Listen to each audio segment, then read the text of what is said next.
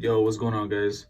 So don't mind the dirty sink, but today I'll pretty much show you guys something right here about the diverter valve. So I took this little piece off right here, right?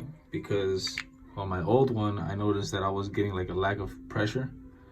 So it's supposed to look like this. So the little rubber seal broke. So this is just something for whoever like is interested in doing this, but I pretty much got like this carb choke cleaner right here, and you add the straw, of course.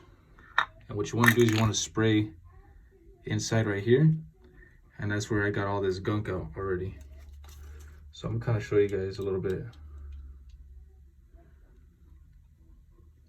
So you put the straw in like that.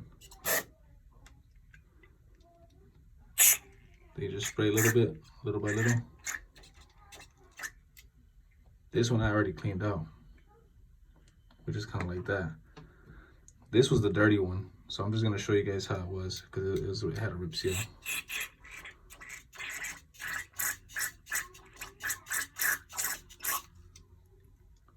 And it's still pretty much, look at that. It's still pretty dirty. I think I'm gonna try it without the straw. Oh yeah.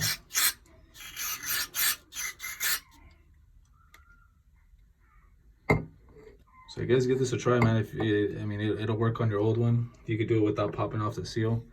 So this is pretty much attached to here.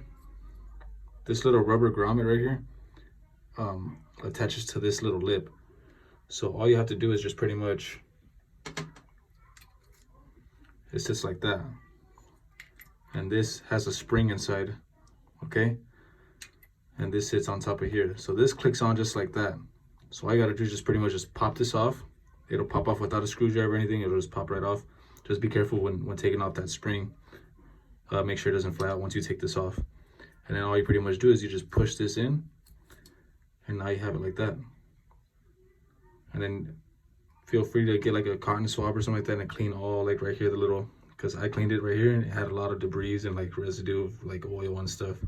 So I cleaned all this right here, clean the inside, and just if you're gonna clean the inside as well, just make sure you re-oil it with whatever you have, like lubricating oil for springs and stuff, and then just reassemble and it should be good as new. All right, hope this helps, guys. Peace.